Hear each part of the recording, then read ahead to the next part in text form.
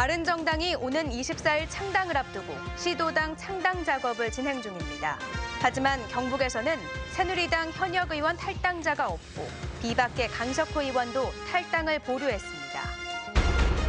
고속도로를 달리던 최고급 외제차의 엔진이 갑자기 멈추는 아찔한 상황이 발생해 막대한 수리비를 놓고 논란이 빚어지고 있습니다. 지난해 부진했던 포항 스틸러스가 명예회복을 위해 태국 방콕에서 고강도 전지훈련에 들어갔습니다. 여러분 안녕하십니까? 따뜻한 보수, 깨끗한 보수를 표방한 바른정당이 오는 24일 창당을 앞두고 시도당 창당 작업을 본격화하고 있습니다.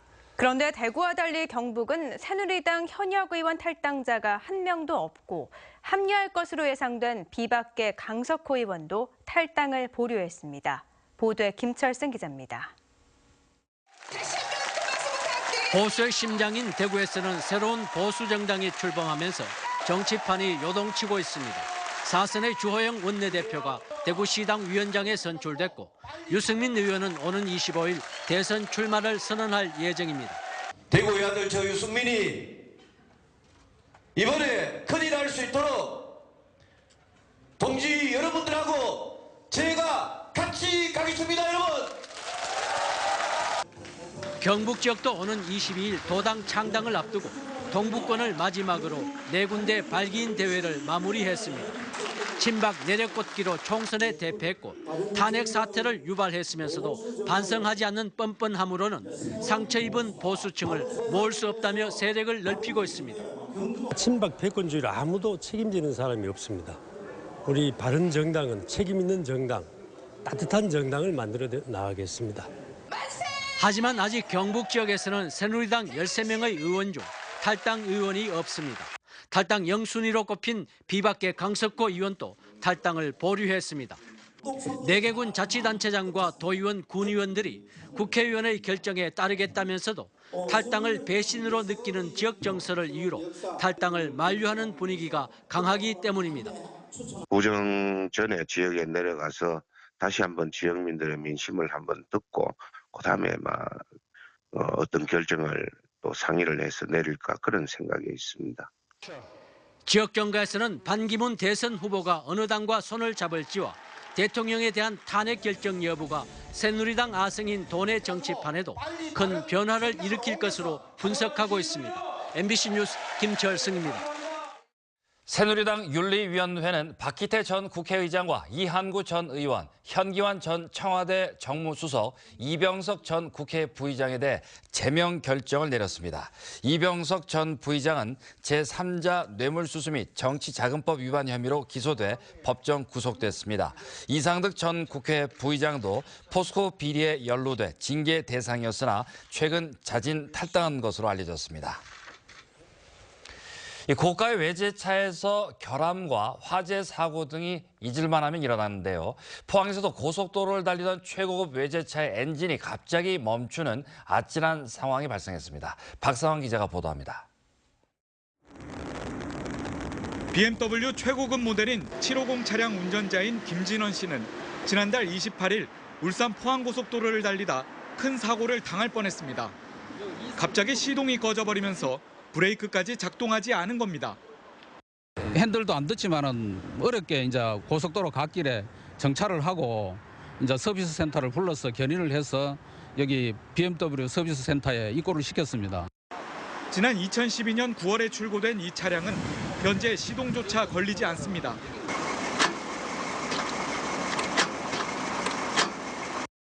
이 차는 지난 2015년 연료 분사기 불량으로 환경부가 지정한 리콜 대상 차량이었습니다. 리콜 수리 후에도 주기적인 엔진오일 교환 등 정기적인 차량 관리에도 불구하고 고장이나 수리비 2,200만 원이 나왔습니다. 소비자가 부담을 하고 교체를 하고 써야 된다. 근데 4년 3개월 만에 이런 고가 차량이 이렇게 엔진이 눌러붙는 거 이거는 소비자 잘못도 아니고 누구 잘못도 아닌데 이거를 다 소비자들이 부담하라는 건 너무하지 않느냐. 이에 대해 BMW 측은 보증기간인 3년이 지나 더 이상 무상 수리는 어렵다며 30% 정비 할인 외에는 대안이 없다는 입장입니다. 하지만 5년도 안 된 최고급 차의 엔진이 멈춰버린 원인은 파악되지 않고 있습니다. 같은 모델의 또 다른 차량. 리모컨으로 트렁크를 연 뒤 다시 닫힘 버튼을 눌렀더니 제대로 닫히지 않습니다. 이에 앞서 지난 2015년에는 동일 모델 차량이 영동 고속도로를 주행하다 불이 나는 사고도 있었습니다. 주행 중 시동 꺼짐과 화재, 작동 결함까지 대표적 고급차 브랜드인 BMW의 체면이 이만저만이 아닙니다. MBC 뉴스 박상환입니다. 포항 삼척간 동해선 철도 가운데 삼척에서 영덕 구간에 올해 모두 4천억 원에 가까운 예산이 투입됩니다. 한국철도시설공단 영남본부는 올해 포항 삼척간 동해선 철도 건설 공사에 모두 5,069억 원의 예산을 투입하는데 2020년 완공 예정인 2단계 구간 삼척에서 영덕 구간에 3,966억 원의 예산을 투자합니다. 1단계 구간인 포항에서 영덕 구간 마무리 공사에는 올해 1,103억 원의 예산을 투입해 하반기에 개통할 예정입니다. 지난해 최악의 한 해를 보낸 포항 스틸러스가 명예 회복을 위해 태국 방콕에서 구슬땀을 흘리고 있습니다. 처음부터 다시 시작이다라는 각오로 몸 만들기에 들어갔습니다. 이규설 기자입니다. 아픈 기억은 모두 지워버렸고 이제 처음부터 다시 시작입니다. 지난 10일에 시작된 태국 1차 전지훈련의 목표는 90분을 뛸 수 있는 체력을 만드는 겁니다. 하루 종일 지옥 같은 체력 훈련이 이어집니다. 사이드 스텝만 해도 앞으로 갔다가 앞으로 가도 돼. 앞으로 대각선 가도 되고 대각선 가도 되고. 골키퍼들의 훈련은 더 혹독합니다. 오케이 굿. 예, 일어나. 포항은 올해 한 번 더 몸집을 줄여 많은 선수가 떠나간 상황. 남은 선수들의 부담은 클 수밖에 없습니다. 남은 훈련 기간 정말 선수 부상 없었으면 좋겠고 또 원하는 성과 얻어서 가가지고 준비 잘해서 시즌 잘 준비하겠습니다. 포항 최순호 감독의 각오는 어느 때보다 비장합니다. 올 한 해의 모든 것은 이곳 태국 전지훈련에서 만들 각오로 훈련에 임하고 있습니다. 지난해 밑바닥을 경험했고 올해는 무조건 다시 올라서야 합니다. 선수들은 태국에서 귀한 땀방울을 흘리며 하나가 되어가고 있습니다. MBC 뉴스 이규설입니다. 기상악화로 지난 9일부터 운항이 통제됐던 포항 울릉간 정기여객선 운항이 열흘 만에 재개됐습니다. 대저해운은 여객선 선라이즈호가 오늘 새벽 4시 반 승객 364명을 태우고 포항에서 울릉도로 출발했으며 열흘간 백길이 끊기면서 800명이 넘는 대기 승객이 있어 오늘 하루 3차례 운항한다고 밝혔습니다. 포항 울릉 구간에서는 2,300톤짜리 대형 여객선 선플라워호가 운항 중이었는데 지난해 12월부터 정기 점검을 위해 휴항하면서 330톤짜리 여객선 선라이즈호가 대체 투입돼 운항하고 있습니다. 태성해운이 내일 시험 운항을 시작으로 오는 21일부터 포항 울릉 노선에 본격적으로 취항합니다. 태성해운의 우리누리 1호 출항 시각은 울릉도 오전 9시, 포항 오후 2시 30분으로 기존 대저해운과는 30분 차이여서 치열한 경쟁을 벌이게 되었습니다.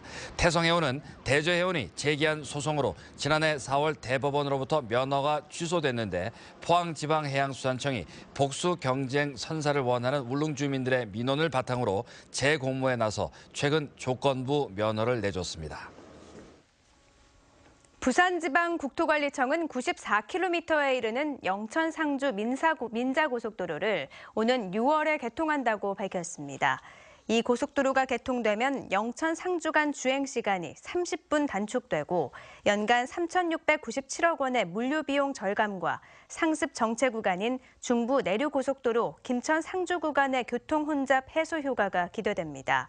이 고속도로는 영천 군위, 구미 의성, 상주 지역을 관통하며 해당 지역의 접근성 향상을 위해 6개 나들목과 주변 고속도로와의 유기적 연계를 위한 5개 분기점이 설치됩니다. 포항시는 일제시대의 토지 소유자로 등록했지만 등기를 하지 않은 땅의 주인을 찾아주는 사업을 기초자치단체 중 전국 최초로 추진한다고 밝혔습니다. 포항시는 기존에 추진하던 조상 땅 찾아주기는 후손들의 신청에 따른 확인 작업이었지만 이번 미등기 토지 찾아주기는 행정기관이 능동적으로 상속인을 찾아주는 사업이라고 설명했습니다.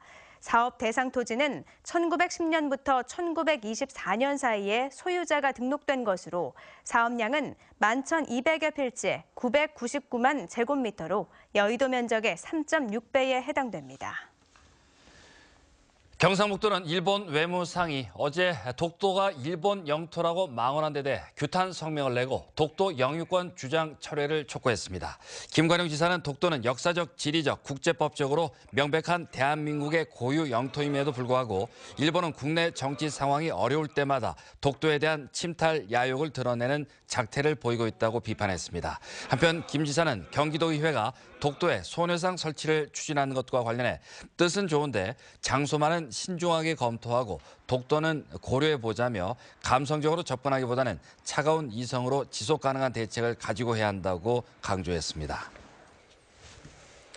국립경주박물관은 성덕대왕 신종 종각에 대한 내진 보강 공사를 끝냈다고 밝혔습니다. 박물관은 종각 4개 기둥의 철판을 보강하고 상부에 기둥을 연결하는 테두리 볼을 설치해 특등급 수준의 내진 성능을 확보했다고 설명했습니다. 국립경주박물관은 올해 예산 20억 원을 확보해 종각 외에도 각종 전시물을 고정하고 지진 진동을 줄이는 면진 받침대를 설치할 계획입니다.